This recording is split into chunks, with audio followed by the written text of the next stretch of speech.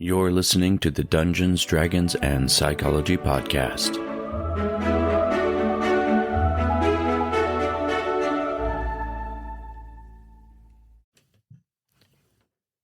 Hello, Cyclothids, and welcome to the Dungeons, Dragons, and Psychology Podcast. I'm your host, Robert Walker, and on today's session, I am joined by Logan Hanley of the Red Hare Inn.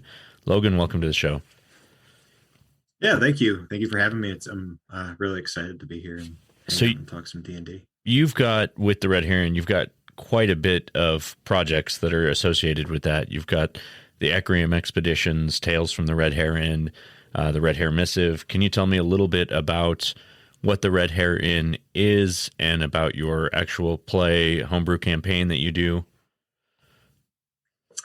So like you said, I run the Red Hare Inn. I like to call myself the innkeeper. But the Red Hare Inn started a long time ago, back with my foundations of D&D. It was one of the first homebrew pieces that I put into my world of Ecrium. So when I was reflecting on how I really wanted to build and grow my community, I was like, well, where should I start? And it always fell back to like the Red Hare Inn was my beginning in D&D and kind of role playing. So it just felt very natural to fall back into that space and very comfortable. It's since grown into what it is now, the Ecrium Expedition being kind of our flagship campaign, as I'd like to call it. It's really just my game that I play with my friends. It's very much a home game. It's the game that I fall back to, and for that kind of like energy and positive vibes throughout the week, and the energy that I much so need. But it's a story that we're all telling that's very near and dear to our hearts. And very much a project of friendship and love. Expanding upon that, Tales from the Red Hare Inn is my opportunity to collaborate with others to get their perspectives and bring in their unique styles of DMing and role-playing and storytelling to the table.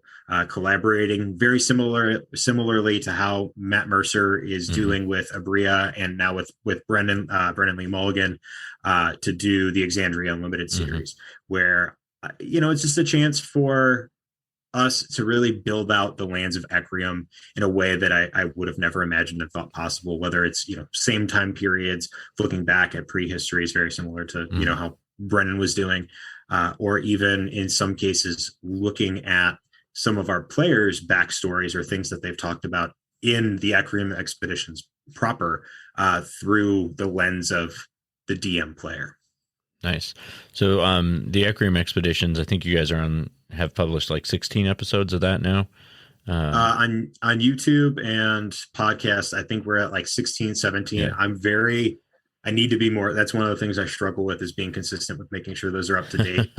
On Twitch, we're up to episode 21, I think, was our last session this past Tuesday. So how long prior to starting the actual play podcast have you been playing in this homebrew world of Ecrium?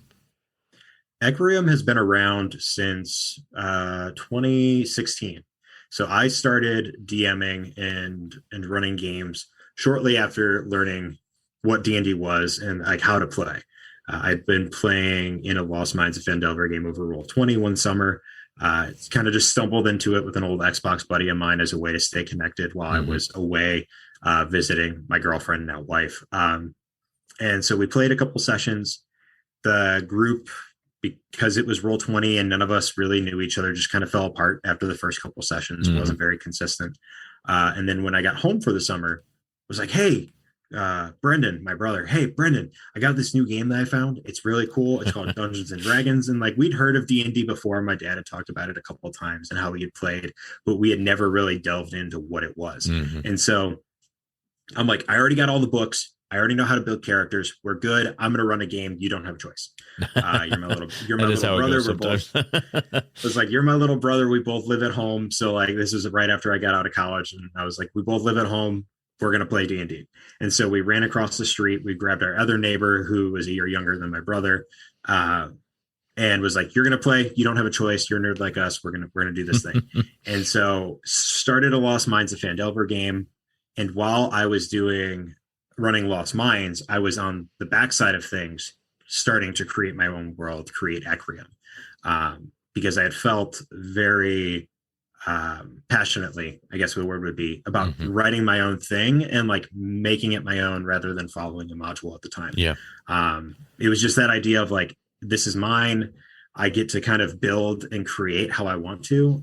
And I was very much already getting into the I'm a improvisation based DM. Sure. And so the modules just weren't really my cup of tea at the time. Yep. And so yeah, just kind of fell naturally into it. Fast forward to today, where I ran my brother and them through it for a bit, and then when I moved out to Philadelphia, where I'm currently located, I had a group of players who we ran a campaign in the lands of Ecrium until they unfortunately TPK'd Ah. against the Shadow.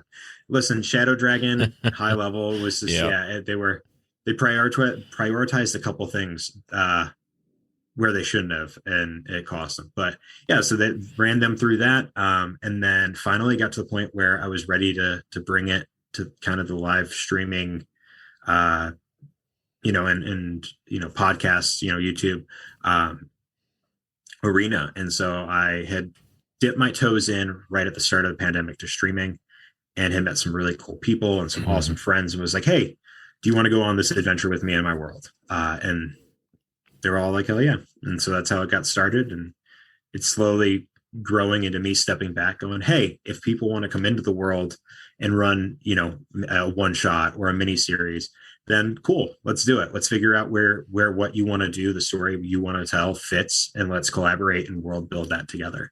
Uh, So it's becoming. with you stepping back a little bit, now, are you getting the opportunity to play in your world at all, or is it still mostly you're DMing when you're involved? So that's a good question. So part of what I'm doing, initially the first couple of tales from the Red Hare Inn, the very very first one was one where a friend of mine who I started streaming with, we haven't had an opportunity to play. So we're like, hey, how do we make this work? We make her partner DM the game so that Hmm. way we can play together. So it was very much I had the opportunity to play. Since then, I've DM'd one tale from the Red Hare Inn and played in another one. But moving forward, I am very much going to be in the space of like unless it's very very personally requested, or there's some reason that I absolutely need to be a player or run it. I will be kind of on the backside running tech and doing the Hmm. behind the screen things to really really allow. Um, the way I like to put it is, I'm the innkeeper of the Red Hare Inn. I run, as is. I'm currently the only one who's running stuff for the channel and for the page Hmm. and the Discord and all that. You don't need to see my face everywhere. I really, really want to highlight. I really, really want to highlight the stories and the experiences that are being told at the table. And sometimes I feel like me being there isn't necessarily the best way to tell that story. It doesn't feel as authentic for me to be in every piece of Ecrium, Hmm. every piece of Ecrium that is being told, if that makes sense. So how does it feel as you sit back and you observe and you listen to this world that you created and all these things that originally sprung forth from your mind, but now they're sort of taking on a life of their own? What is that experience like for you? Um, it's different. You When you have built a world and like the lore that you want to tell, and you hand that over to another DM to really have that experience of being able to tell a story within it, uh, you can be surprised at what they come up with, and Hmm. then you could be surprised with how like even something very very uh, minuscule can affect your entire perception of the world that you've crafted. Um, I like for example, in the very very first one, we ventured into this kobold den where we found this red dragon, or the remains of this red dragon that was then turned into a Draco Lich of sorts. I don't quite remember exactly what it was, but it was basically an undead dragon. Mm. We ended up fighting it, and we learned that the one of the world organizations had been corrupted to the point where they thought that bringing a red dragon back to life was a good thing. And so that not only led us to go, oh, hey, well, who do we go to for that? We go to the Conclave of Worms, which is this conglomerate of both metallic and chromatic and gem dragons all living kind of in harmony. Because the way, it's not Ecrium isn't like traditional D&D where good dragons are good and evil. Like the metallics are good and the chromatics are evil. I played it very much so that the giants and the real big kind of like are against each other are the giants and the dragons. Okay. And the dragons were all created under this umbrella of Bahamut and Tiamat back in the origins of the world. Awesome. And from there, they all kind of have the similar ideology of like, we're here to foster and grow the humanoid races, right? We want them to succeed. So in order to do that, we all have to be aligned. Now, that doesn't mean there aren't bad dragons and there aren't evil dragons and, the dragons that go around and pillaging and such. There definitely are. Just the ones that want a kind of greater world order, I guess. Sounds really new world order. I don't like how that sounded, but kind of create this organization where the dragons have a little bit more prominence and aren't just seen as good or evil. They're the ones that kind of keep those other dragons in balance and in check, or adventurers as well. So it's definitely one of those things where it's like, back to the original question. Sorry, I've got way off topic. No, you're good. But back to the original question, it's weird to kind of step back, but then I'm also sitting here with a notebook going, ooh, hanging on every single word of the story being told, because everything that the DM gives me, everything that the player gives me is now canon in the world. Yeah. And is now something that I can play with as a DM myself when I'm world building and I'm experiencing stuff within Ecrium with my players in the Ecrium expeditions. So that's an interesting point. We had done an episode recently on making your stories canon. And I think one of the things that my guest on the show at the time brought up was that because she played in games where I've done so much stuff, she always worried about whether she'd ever be able to run in that world just for like fear of upsetting what I had created or things like that. But I never really see it like that. Like I think they're all, collaborative storytelling means we all get to tell part of the story. So, 100%. I think that's just an interesting thing but where you're at, where you're just like totally giving up the reins and being like, here is the world, show me what you can create in it. I think that's really awesome. There's a beauty, I think, to being able to be flexible with the lore a little bit. Like I have a lot of things that I know that I want to be canon, and then I have things that I can be flexible with the canon on, if that makes any sense. Yeah. So can you share any favorite moments that you've had either from running your games or from observing your games in this world? Anything that really stands out to you as like either an epic moment or just something that you're really proud of? Thinking off the top of my head. Well, within Ecrium expeditions, one of the first boss battles that they fought this ooze wizard. And I really liked it because leading up until that point, they had some combats, but the combats were mostly in their favor. And this was one where they stepped in and they knew it was going to be a hard fight, but then the fight kept going and they were like, oh, this is bad. And felt like they were really up against the ropes and used everything within their powers to eventually overcome this obstacle.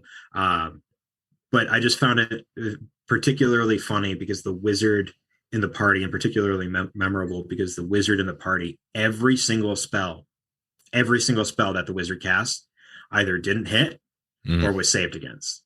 And so I think the only ones that hit were his magic missiles. And that was it. Like he used magic missiles twice and they both hit. But I mean, other than that, like everything. And so you watch him like absolutely like taken out of the game, right? Like by no reason other than the dice are telling the story.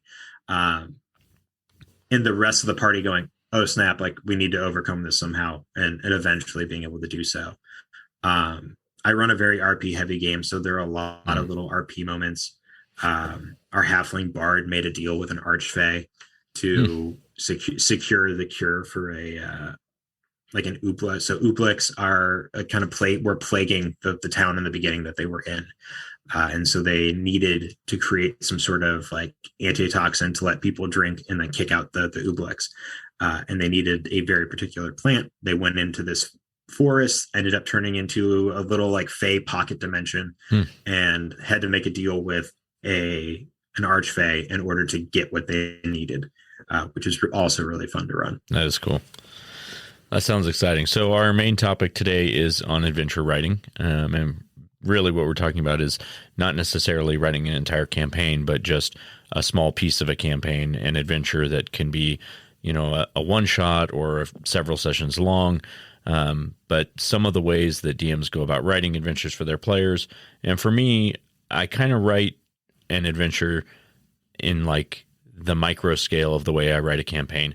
I like to think of what is the end goal first is sort of how I always approach it. Where is it that I'm wanting them to get, or who is it that I'm wanting them to face, or what is the big piece of information that they're going to garner at the end of this that's going to help them along the process of their campaign. So I kind of build backwards. First is my preferred method, and then I sort of try and find plot hooks that are irresistible, that are going to lead them along these steps of the way. That's just sort of my normal process. Can you tell me a little bit about how you go about writing adventures? Yeah, so very similarly, I come from an education background. And so for me, when I plan a lesson, very similarly to planning an adventure, I always think of like, what's my main goal? What's the objective? What do I want them to accomplish? Whether it's defeating a big bad, like you said, or whether it's, looking at it from the lens of like, do they need to grab something? Is it a lore element that they need to go looking for? What is that end goal? And then from there, I kind of work backwards. Some of the arcs, because I tend to be a more improv based DM. Sometimes it's very much I say something that sparks them going down a certain way. Oh, yeah. And so I find myself in that weird in between of like, I know where the end goal is for a lot of my plots and a lot of the, side quests and little things that I do. But sometimes players get really caught up on that one thing you said that wasn't meant to be a side adventure or side quest or a plot hook, and next thing you know they're jumping down that rabbit hole, and you got to kind of work as you go. So I've worked at it from both angles, but when I'm actually sitting and actively writing my campaign or taking notes for my campaign, it's very much the prior of starting from the back and working forward. So you bring up an interesting point where you're talking about players grabbing onto something that maybe you hadn't intended, but I have found that if you're open to changing whatever idea you originally had, sometimes the speculation that happens around the table on the part of your players ends up having some way cooler ideas in it than you had originally written. I know I've been sitting there thinking, and they're just, talking about, oh, what if he did this? That would be so devious. And then I'm like, that would be really devious. And I really love that. Yeah, just this past Tuesday, that actually something very, very similar happened. So our druid in the party is a homebrew subclass that myself and my friends over at Dragon Rock RPG created, called the Circle of the Occult, which is very based on like hags and witches and this very kind of like, toil and trouble cauldron-y type of subclass. She's tied to an entity and a hag coven. And so we meet what I had originally anticipated to really only be a harpy, right? But like a really, really like beefed up, like, boss type monster. And, but the way that I was running it is that she had already sensed that there was some connection, like harpies have some connection to the Feywild and to Fey magic, right?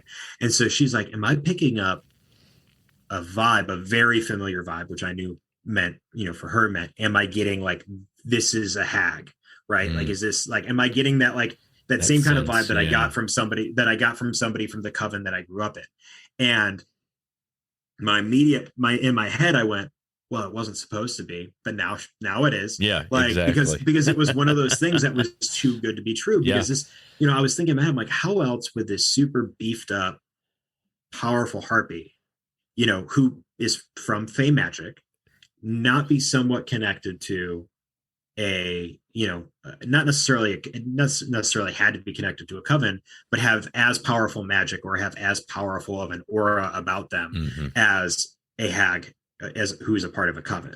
And so I was like, yeah, you're definitely picking up that vibe. And from there, I like immediately, I had Yeah. the stat blocks that I had worked on up, and I pulled up a couple hag stat blocks as we were getting ready to go into combat with this thing. And I'm like, all right, start integrating, start homebrewing right then and there. And so I love any little bit that my players bring to the table that I can also kind of Mm-hmm. grab and incorporate into the story is very much the style that I enjoy DMing, because it's not just my story to tell, it's our story as a table to tell. I agree, and I think that is one of the most important things about realizing that you're in a collaborative story, and just knowing that, yeah, you might have a really great idea for an adventure or for a campaign or whatever, but when you have, 5 heads around the table and everybody's sort of speculating about what happened, there's sometimes going to be ideas out there that make more sense than what you had originally thought of, or are just way cooler. And I love those moments when they come up, and I can, sometimes I'll still tweak what they said a little bit so that it fits closer to what I had planned. But I just love that aspect of, yeah, I had written this thing, but then they gave me this wonderful idea that's even better. So let's just go with that because it's what they were dreading or looking forward to in the first place. And it just makes the story all of ours, just like you said.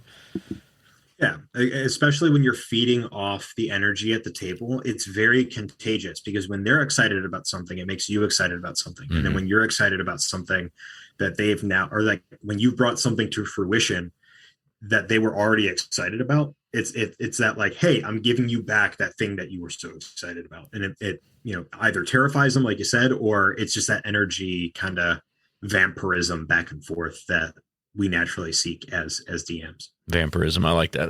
That's a good way of explaining it. So let me ask you this: when you do sit down and you actually do like a piece of writing, figuring out an adventure, how much actual writing work do you put into it? Like, do you just do bullet points, or are you more of like writing paragraph and writing dialogue? What's your style when it comes to actually putting words on paper to build your adventure? It really depends. When I'm starting an adventure, the first couple of real big plot points, I tend to write out a little bit more in detail and go into that. Not necessarily dialogue, because I will, even if I write dialogue down, I will never look at it. Mm-hmm. I always have I want the conversation to happen naturally. I may have notes about what they may know, but it won't be like they're going to say this exact thing.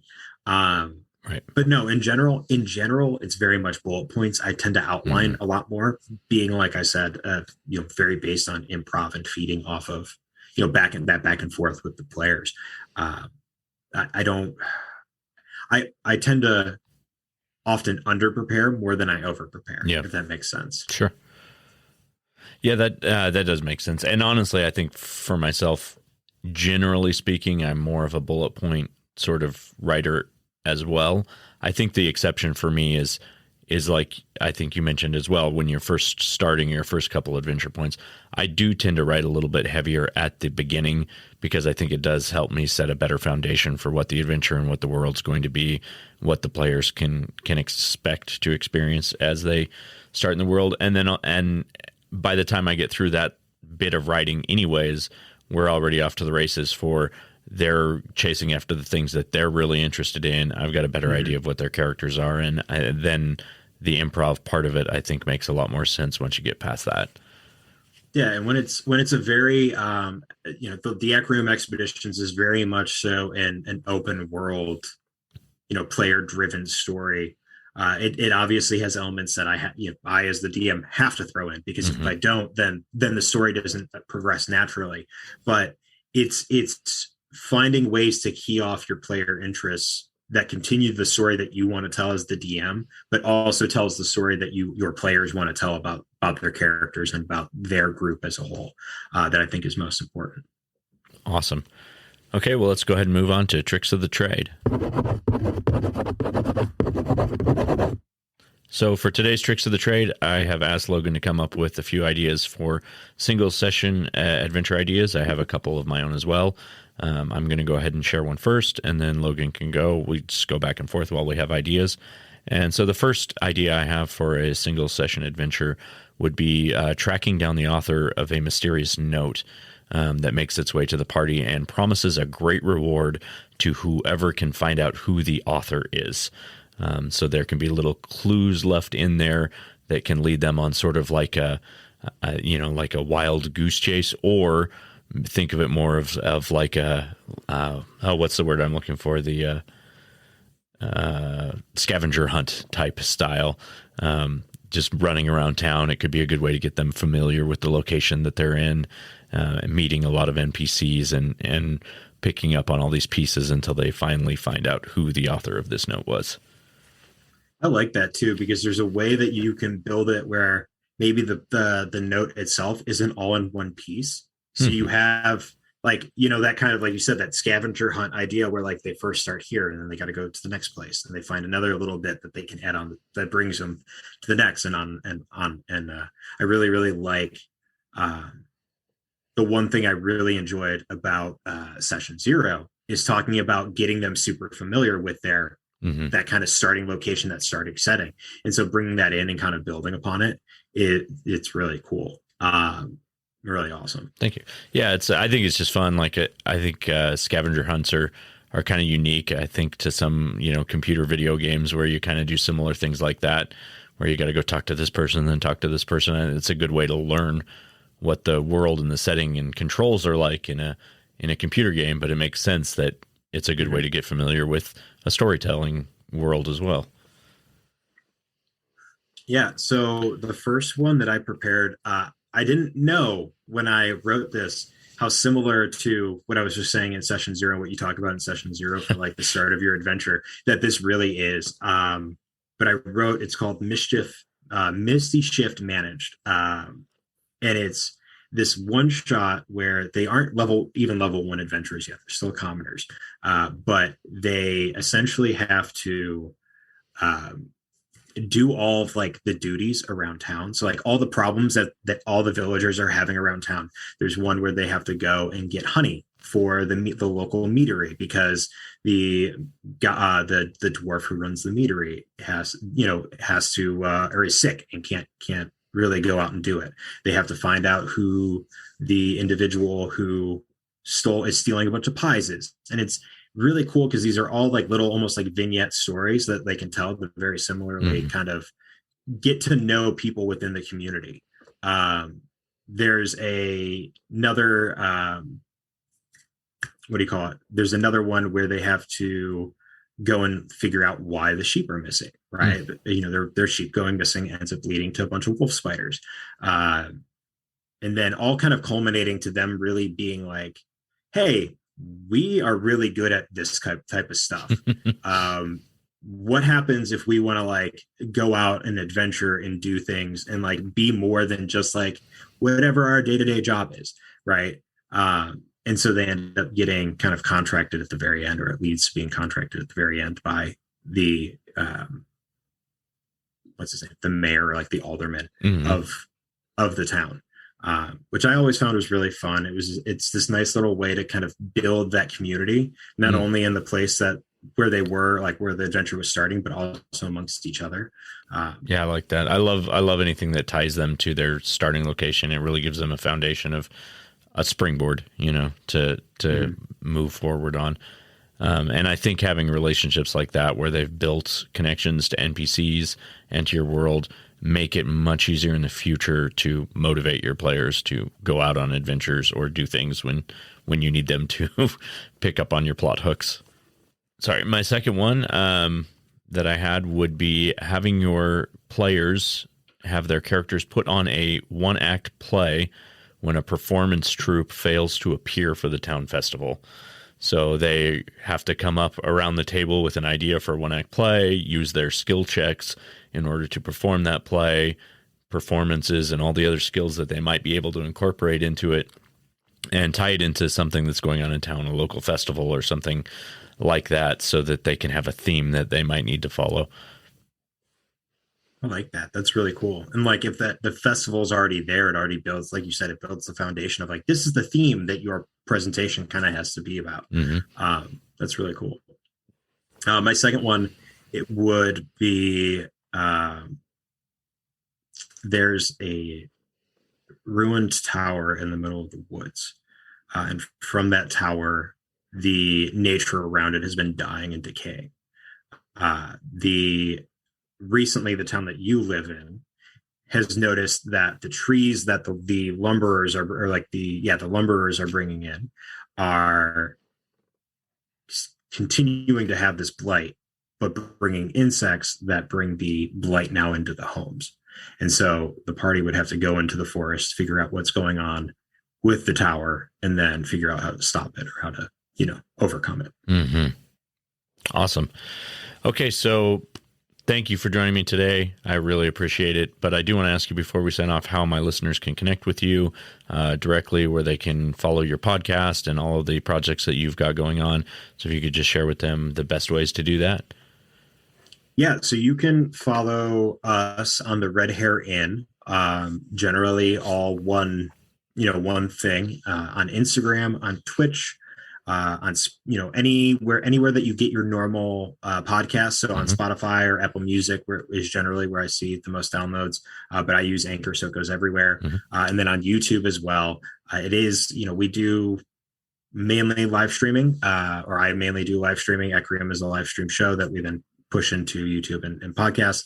I do homebrew as well, kind of on my own, writing with the patrons that come on in and hang out and chat. So if you're ever interested in seeing any of that or contributing in that way, I'm always open to talking with people who are hanging out and vibing with me when I'm doing that. But yeah, other than that, all the socials, Instagram, Twitter, TikTok, even though I don't really do anything there, you can find us at the Red Hare Inn. Awesome. Well, thank you very much, everyone, for joining us. Cyclothids, if you like this episode, please check out the Red Hare Inn, the Ecrium Expeditions, Tales from the Red Hare Inn, the Red Hare Missive, and please subscribe to the podcast. Check out my book, Session Zero, the DMG to Writing a Great Campaign in Any System.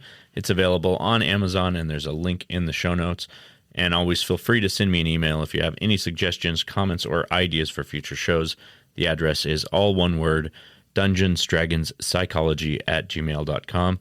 And until next time, we will see you next session.